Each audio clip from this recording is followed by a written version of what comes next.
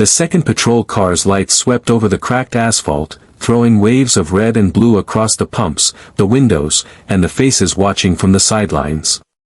The night air had grown cooler, but the tension hadn't. Renee Colton stood steady beside her silver SUV, the same car her son had been accused of stealing not 30 minutes ago. The badge clipped to her belt gleamed faintly under the overhead lights, its presence both quiet and undeniable.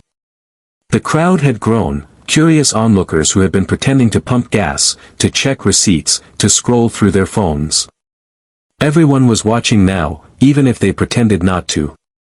Deputy Wade Hensley tried to square his shoulders, but the authority he carried so easily earlier now looked brittle. Sweat clung to his jawline, and the pulse in his neck was visible even in the half-light. He avoided looking directly at her. The younger deputies who had just arrived, Lopez and Marks, stood uncertainly by their cruiser, not sure whether to back their colleague or back away from him. Renee's voice, calm and measured, broke through the hum of the gas station lights. "How long have you been on the job, Deputy?" she asked. Hensley cleared his throat. 18 years, he muttered. She nodded slowly, her eyes unblinking. "Then you should know better. Experience doesn't excuse negligence, it magnifies it. You didn't just misread the situation, Deputy. You interpreted it through bias and called it protocol." He shifted uncomfortably, his gaze darting toward Lopez for help, but the younger deputy only looked down at her boots. Renee's tone never rose, but it carried the kind of gravity that made silence spread like a shadow. "My son was standing here doing nothing but pumping gas, and you turned that into a threat. You didn't verify your data, you didn't de-escalate, and you didn't listen. Tell me, what about him made you so afraid?" The deputy's mouth opened, then closed again. He had no answer. Behind the glass of the convenience store, the clerk, Mr. Hayes, watched with a furrowed brow, shaking his head as he wiped his hands on a towel. He'd seen the whole thing. The shouting. The flash of a hand near a gun. The disbelief in that boy's eyes. He'd seen it before in other towns, other nights. But this time was different. This time, someone powerful had shown up before the story could end the way it usually did. Renee stood there, every word deliberate, every movement controlled. "You could have ended my son's life tonight," she said softly. "All because you didn't think he looked like he belonged to this car. To this neighborhood. To safety." Her words weren't shouted, but they carried through the night like a verdict. Hensley's throat bobbed as he swallowed. "Agent Colton," he began, his voice trembling slightly, "I already said this was a misunderstanding. The car came up flagged in the system." Renee's eyebrow lifted. "Then why didn't you verify that before you pulled your weapon? Why didn't you call dispatch before humiliating a minor in public?" He had no answer. Lopez stepped forward cautiously, her voice lower. "Agent Colton, we can have a supervisor dispatched. Maybe we can handle this back at the station." Renee shook her head. "No. We'll handle it right here, where my son was detained. Accountability shouldn't happen behind closed doors." The woman who had recorded the earlier confrontation stepped closer, still holding her phone. "Ma'am," she said quietly, "I got everything on video. From when he pulled up to when you arrived. It's all here." Renee turned her head just enough to meet her eyes. "Thank you. Don't delete it. Don't edit it. Those moments matter more than you know." The woman nodded, her hand trembling slightly. "Yes, ma'am." Inside the SUV, Darius sat quietly, watching through the windshield. The adrenaline had drained from his body, leaving only exhaustion. His palms still tingled from where they'd been raised for so long. His chest still ached from holding his breath. He looked at his reflection in the glass, his hoodie, his brown skin, his wide, uncertain eyes, and saw what the deputy had seen. Not a kid, not a student athlete, not someone's son. Just an outline. A threat. He blinked, swallowing the lump in his throat. His phone buzzed on the passenger seat, screen glowing with messages from teammates. "Bro, is that you on Twitter? We saw the video. You okay?" The thought made his stomach turn. Being seen wasn't protection anymore. It was exposure. Outside, Renee folded her arms, her tone sharp but even. "You've got body cam footage, correct?" Hensley nodded stiffly. "Yes, ma'am." "Good," she said. "Then you won't mind if I request a copy. I'll be filing a report through Internal Affairs tonight. You'll have an opportunity to explain your version under oath." The younger deputy, Marks, shifted his stance, glancing at Hensley with quiet unease. Hensley's face reddened. "Look, I admit maybe I came in too strong," he said quickly. "But things happen fast.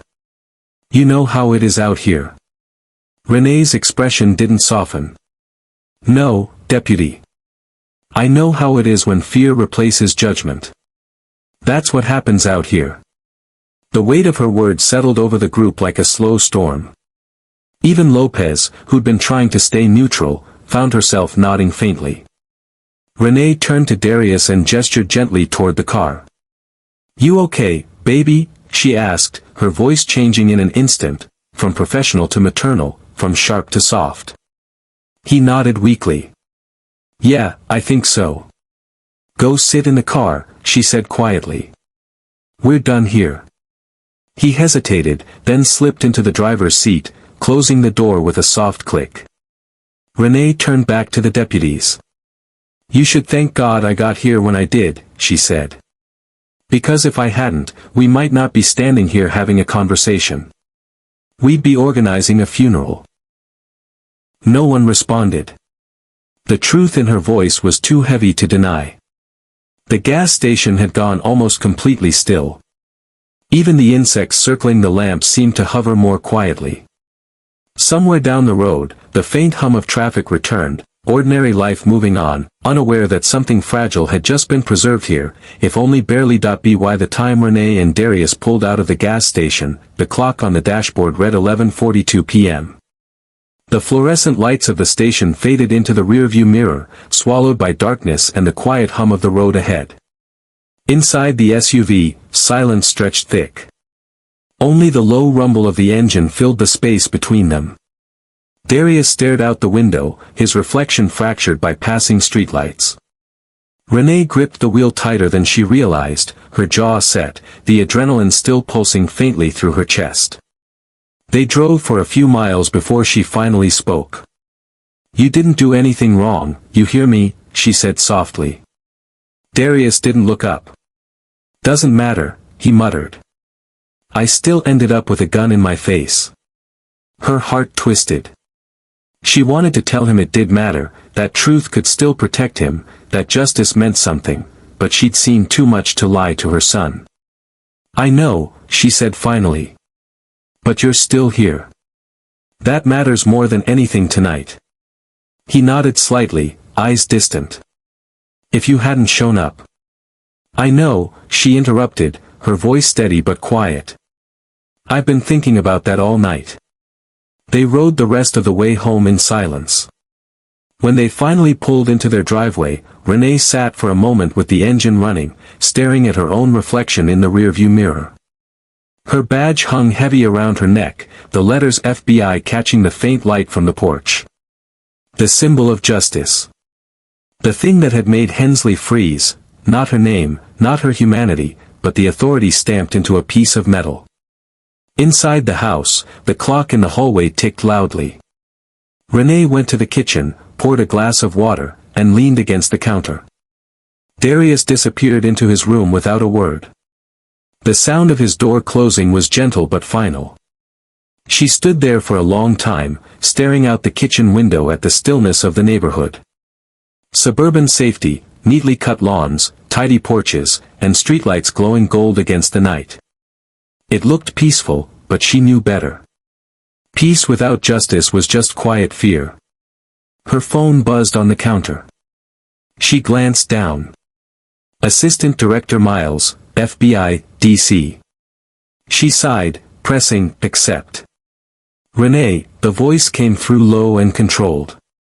I just got a call from Sheriff Watkins. He said there was an incident involving you and a deputy. Renee straightened, her tone composed. Yes. Deputy Wade Hensley of Jackson County Sheriff's Office detained my son at a gas station tonight. Drew his weapon. Claimed he matched the description of a car thief. My son was pumping gas. There was a pause. Is your son okay? He's shaken, she said. But alive. Miles exhaled slowly. Renee, do you want to pursue this officially? I already have, she replied. Internal Affairs will have my report by morning. And I'll make sure the Bureau receives the footage from the responding deputies' body cams. Miles hesitated. This will get attention, you know that. The media's going to eat it up once the video leaks. I don't care about attention, she said flatly. I care about accountability. He paused again. Understood. Keep me updated. And, Renee, good work handling it the way you did. Most people would have lost control. She gave a bitter laugh. I didn't handle it for me. I handled it for my son. After she hung up, she stood in the silence again, the reality sinking deeper. Every training manual she'd ever read on de-escalation, every case she'd ever reviewed, it had all come crashing home in a single moment of lived experience. The irony wasn't lost on her, an FBI agent saving her son from the police. Upstairs, Darius sat on the edge of his bed, scrolling through his phone. The video was already circulating. Someone had posted it to Twitter with the caption, Deputy pulls gun on black teen at gas station, then freezes when mom flashes FBI badge. Thousands of views, hundreds of comments. Some outraged. Some mocking. Some racist, predictable, ugly. He turned the screen off and buried his face in his hands. When Renee knocked on his door, he didn't answer. She pushed it open quietly anyway. Can I come in? He shrugged without looking up. She sat beside him on the bed. You shouldn't read the comments. I wasn't, he lied. She smiled faintly. I was your age once, remember? He let out a short, humorless laugh. Yeah, but you didn't have millions of people watching your worst moment. Renee looked down at her hands. I know this feels unfair. Because it is. You didn't ask to be part of some viral video. You just wanted to get gas. He finally met her eyes. Mom, do you think he's sorry? She thought for a moment. I think he's scared, she said carefully. Scared because he got caught. Sorry might come later, if it ever does. Darius nodded slowly. You know what's crazy? I wasn't even mad when he yelled at me. I was just confused. I kept thinking, what did I do wrong? Her chest ached. You didn't do anything wrong. That's the problem. He looked down again, his voice small. Then how am I supposed to live like that? Like I can do everything right and still be 1 second away from dying? She had no easy answer. She wanted to tell him it would get better, that she'd protect him, that laws and training and body cams meant something. But all she could do was reach over and pull him into her arms. He hesitated, then leaned in. You live, baby, she whispered. You live, you love, and you don't let fear rewrite who you are. That's how you fight back. The next morning, the world had changed. The story was everywhere, local news, national headlines, social media. Renee woke to a dozen missed calls and an inbox full of messages, reporters, colleagues, even civil rights attorneys offering statements of support. The FBI issued a brief statement confirming an incident involving an off-duty federal agent, while the sheriff's department promised a thorough internal review.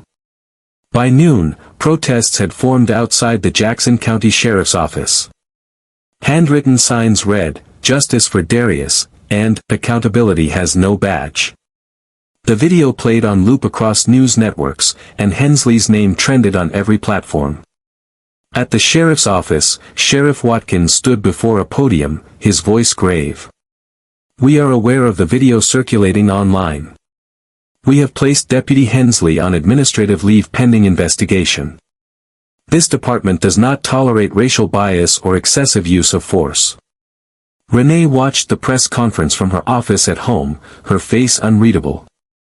She didn't smile. Accountability wasn't victory, it was maintenance.